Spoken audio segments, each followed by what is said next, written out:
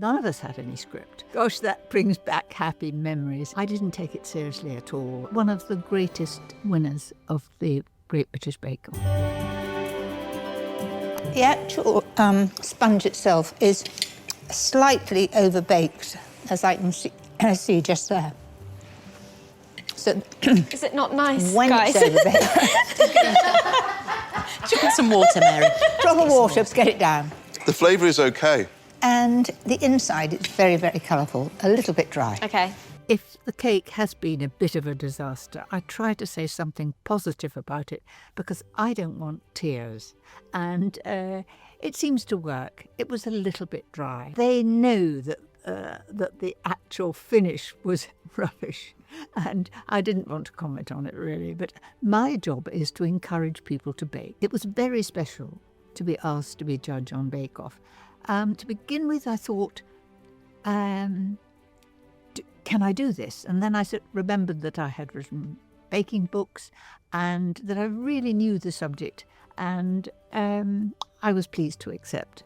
And it was very important to me to encourage people to bake at home, particularly young people, the children that were perhaps not so academic at school, something they could do, and everybody would say, "That's delicious, how clever of you." They could be stars of the day. The Bake Off was such fun. I mean, to have Mel and Sue, who are both comedians, they don't use scripts. None of us had any script. And of course, Paul knows bread inside out.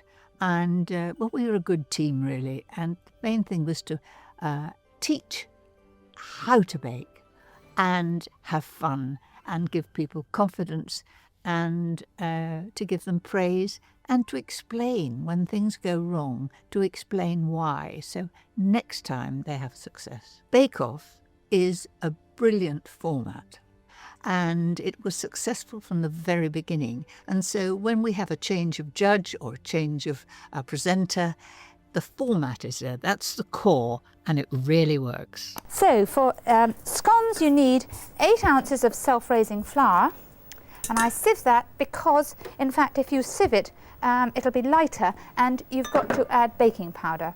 If you add a little baking powder with scones, it does make them rise just a little bit more. Gosh, that brings back happy memories. And my voice in those days, it sounds a bit like the Queen, very high-pitched. But again, I was showing the principle of making scones and to get success.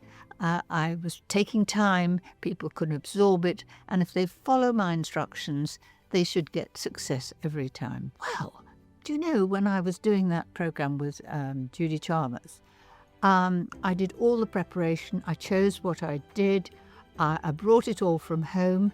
I would arrive at Thames Television Studios and the 10 o'clock news papers were still on the table. Then in would come the crew and build the kitchen. The drawers didn't open, the clock didn't tick, but it was all created and I had no help whatsoever except for the lovely props people. And I always wanted to do things perfectly. And it was Judith Chalmers who said to me, "Could you stop being so solemn and do remember to thank the crew and smile, lift your head?" And I said, "Well, I'm all on my own and I want to make it successful." And she said, "Well, smile and have fun. And remember that it's not a big audience you're talking to. You're talking to one person who's perhaps doing the ironing. And if you're not interesting and fun, they'll go over to another channel." An omelette is a good idea again when you want something speedy, and it's the sort of omelette that when you open the fridge door you stand there and you think, now what's for supper? So you may well have an onion in the larder, eggs in the refrigerator, a little bit of bacon, and I'm now having just fried one onion. I'm now going to add a few pieces of chopped bacon. I snipped those with scissors. It was a good deal easier. And then I had 2 potatoes in the oven, in the refrigerator, and there we are. They're cooked ones and just been diced. And again, I'm going to use my spoon with the sawn-off end and just let those brown nicely. Well, it's funny seeing that. I think that was a filling for an omelette. I think an omelette is a perfect thing to learn first of all, because it takes a bit of skill, and you've usually got the ingredients to hand, and it can be served for breakfast, lunch or supper. My younger self, thinking of me at school, I didn't take it seriously at all. I did very little work. I loved the sport. I liked to be at the back of the class, not to be disturbed by the teacher. I regret it. I think the great writers like Jane Grigson and Elizabeth David, they had a great education and took advantage of it. I had a good education, but I didn't take it in, and I did a lot of mucking about. But the moment I knew what I was going to do and that I loved cooking, having had a marvellous teacher, I was driving on all 4 cylinders and got going and loved every moment. The industry has taught me to put my wholehearted self into what I do, and enjoy it and smile and encourage other people to enjoy the skill that I love. On your marks, get set, go. So we're going to ice the baking paper first. Go crazy? Oh, yeah. Don't be timid. Okay. Don't be shy. Come on, a bit of force. You got the technique. That's all right. That was at Christmas time, and they put their heart and soul into it. And they certainly knew all about the ingredients. They were making a roulade, and they kept glancing at each other, and they did really well. But the main thing was that they were enjoying it and encouraging others to do just the same. I'm really proud of Nadiya. So not confident to start with, and over the weeks she's grown and learnt herself that she can do it. And when she came into the final today, she was nervous, but she had the sort of look that I'm going to do it, and she did. Sheer perfection, and I enjoyed every minute. I remember when Nadiya arrived in the very first programme. She knew what she was doing. She did it beautifully. She had great skills.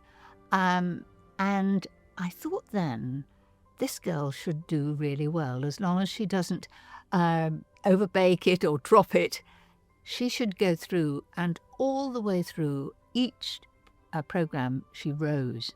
And she so deserved it. And everybody was behind her. But, you know, in something like the bake-off, things can go wrong. And, you know, you can put the grill on instead of the oven. She did brilliantly, and I was so proud of her. And the family loved it. She was one of the greatest winners of the Great British Bake-Off. She's had an amazing career. She's encouraged us all to bake, and she does all sorts of colourful things, different things, both sweet and savoury. She's an example to all bakers. Is there a bake that you think people are unnecessarily scared of? Meringues, I suppose. As long as you follow the recipe and do exactly as you should do, it works. Some people have ovens that are not calibrated successfully, and so they won't have success. But follow a good recipe, do exactly it yourself, clear the kitchen, don't have people watching you, just get on and do it on a non-busy day, and success with meringues. I think the greatest things I've ever eaten are things in season, and I like to follow the seasons through. You know, in May, asparagus, strawberries in June. Those are the sort of things, simple and sustainable and in season. To receive the BAFTA fellowship is such a huge honour. And I must say, I thought it always went to actresses and actors, and I'm just a cook. To receive this honour is something that I thought was totally out of my camp. And I couldn't really believe it. And then when I'd taken it all in, I was thinking, you know, the great thing is to ring your mum and dad. Well, they're no longer, they're in heaven, but I'm very proud to have it. To be in the industry, I think, do your very best.